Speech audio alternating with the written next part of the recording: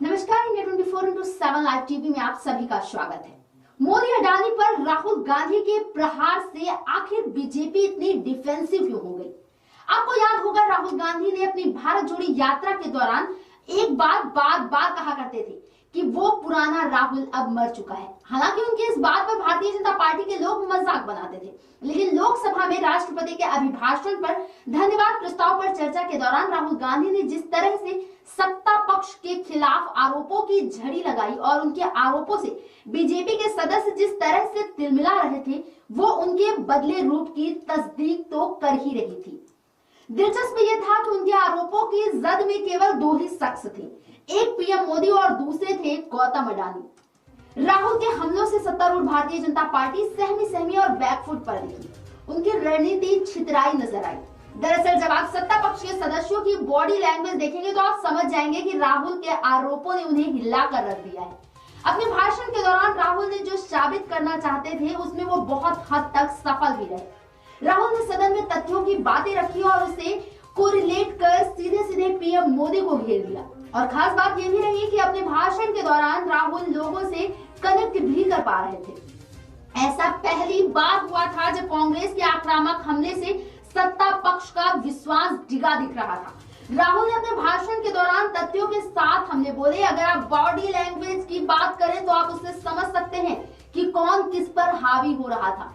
सत्ता पक्ष में मंत्री अर्जुन मेघवाल, निशिकांत दुबे और रविशंकर प्रसाद बैठे थे। राहुल जैसे आरोप लगा रहे थे, सत्ता पक्ष के ये नेता रूल बुक की बातें कर रहे थे। प्रसाद तो रूल बुक लेकर महोदय हुजूर करते हुए रूल बुक के नियमों का जिक्र करते हुए दिखे। वो कह रहे थे कि राहुल ऐसे आरोप नहीं लगा सकते, मगर ये गंभीर आरोप है तो नोटिस देना होगा। ये साफ बताता था कि आप बैकफुट पर हैं। स्पीकर ओम बिरला ने भी अपना धर्म निभाते हुए कभी भी राहुल को टोका नहीं और जो भी नियम के दायरे में था उन्हें बोलने दिया। राहुल ने भी मनोयोग से अपना भाषण पूरा किया। राहुल ने लोकसभा में जो तेवर दिखाए वो जोरदार था। राहुल के भाषण के दौरान ऐसा पहली बार लग रहा था कि अटल बिहारी वाजपेयी काल वाला विपक्ष आ गया हो। पीएम नरेंद्र मोदी और गृह मंत्री अमित शाह की अनुपस्थिति में बीजेपी बेबस नजर आ रही थी। जो नेता वहां मौजूद थे, सत्ता पक्ष में उनकी एक अजीब तरह की बेचैनी दिख रही थी। आमतौर पर होता है कि विपक्ष पर भी बीजेपी सत्ता में होने के बावजूद हमलावर होती है। आज सीन बदला हुआ था। ये वाजपेयी के काल वाला विपक्ष दिख रहा था। जैसे वाजपेयी कांग्रेस पर हमला करते थे, उसी तरीके से राहुल गांधी और उनके पीछे बैठे कांग्रेस के जो नेता थे, वो बार बार सत्ता पक्ष के लिए बेचैनी पैदा कर रहे थे।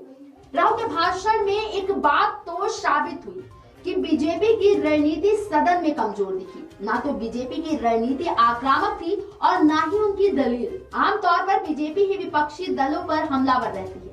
हालांकि बजट के बाद जैसे ही सारा फोकस अडानी पर आ गया, उसके बाद से ही मामले ने अलग रुख ले लिया।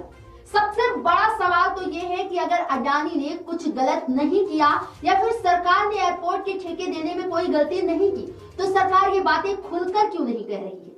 ठेका तो उसी कंपनी को मिलता है जो उस क्राइटेरिया पर फिट होती है, सबसे सस्ता, मजबूत और टिकाऊ प्रस्ताव देती है। लेकिन बीजेपी के गले अडानी ना तो निगलते बन रहे हैं और ना ही उगलते। वित्त मंत्री निर्मला सीतारमण बोल चुकी है कि अडानी मामले से सरकार का कोई लेना देना नहीं है। तो बीजेपी के सदस्य बच भी रहे थे और हल्का फुल्का प्रतिरोध भी कर रहे थे। बहरहाल अब पीएम मोदी के जवाब का भी इंतजार है लोगों को। राहुल ने अपने भाषण के दौरान दावा किया था कि पुराना राहुल गांधी मर गया है। जाहिर तौर पर उनके भाषण में उसकी झलक भी दिखाई दी। राहुल ने अपने भाषण का पूरा फोकस अडानी पर रखा और जैसे 2019 में उन्होंने राफेल पर रखा था, वैसे ही हिडनबर्ग की रिपोर्ट आने के बाद अडानी समूह पर चर्चा की। अडानी और पीएम मोदी के रिश्तों को लेकर तमाम तरह की चर्चाएं चल रही हैं। इसमें राहुल गांधी ने मसाला लगाया। उन्होंने क्रोनोलॉजी का इस्तेमाल किया। राहुल ने यह बताया कि पीएम कहां गए थे और उसके बाद अडानी वहां क्यों गए थे। मोदी के साथ अडानी क्यों गए? जब विदेश यात्रा की समाप्ति हुई तो अडानी के लिए उस देश से क्या ठेके मिले? राहुल ने बताया कि मेरे पास भी कुछ सवाल हैं जिसका जवाब मोदी को देना चाहिए। जब मोदी जवाब देंगे तो उनकी स्टाइल से हम सब वाकिफ हैं, वो कड़क जवाब भी होगा। राहुल ने अपने भाषण के दौरान अडानी को मिले कॉन्ट्रैक्ट की क्रोनोलॉजी भी समझाई। उन्होंने कहा कि पीएम इजराइल गए, वहां अडानी जी नजर आया और फिर उनको डिफेंस का कॉन्ट्रैक्ट मिला, जिसका उन्होंने जिसका उन्हें कोई अनुभव नहीं है, फिर भी कॉन्ट्रैक्ट उन्हें दिया गया? ये भी एक अहम सवाल है।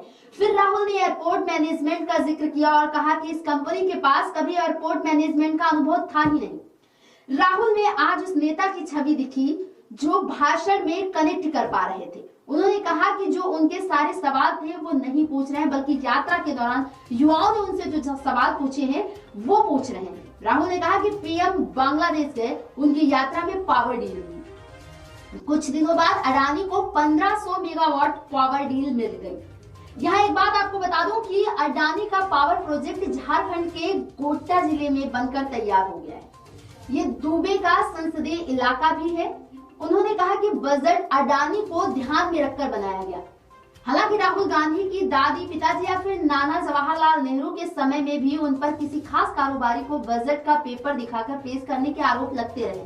खैर, ये तो अलग बात हुई। राहुल गांधी ने कहा कि इस बार के बजट में वित्त मंत्री निर्मला सीतारमण ने ग्रीन हाइड्रोजन एनर्जी के लिए बजट में 19,800 करोड़ रुपए का प्रावधान किया। और ये संयोग ही है कि अडानी पावर ने पिछले साल ही दावा किया था कि वो दुनिया में सबसे बड़ी ग्रीन एनर्जी कंपनी बनेगी। राहुल की बातों में कुछ चीजें सिंक नहीं हो रही थी। कोई घटना जो आगे हुई थी उसको पीछे बता रहे थे, लेकिन जो तथ्य थे वो अकाट्य तथ्य थे और जो जोड़ने वाला को रिलेशन था वो कांग्रेस के समर्थक को जरूर अच्छी लगी होगी। तो फिलहाल खबरों का सिलसिला यूं ही चलता रहेगा। बने रहिए हमारे साथ और देखते रहिए इंडिया 24x7 लाइव टीवी। नमस्कार।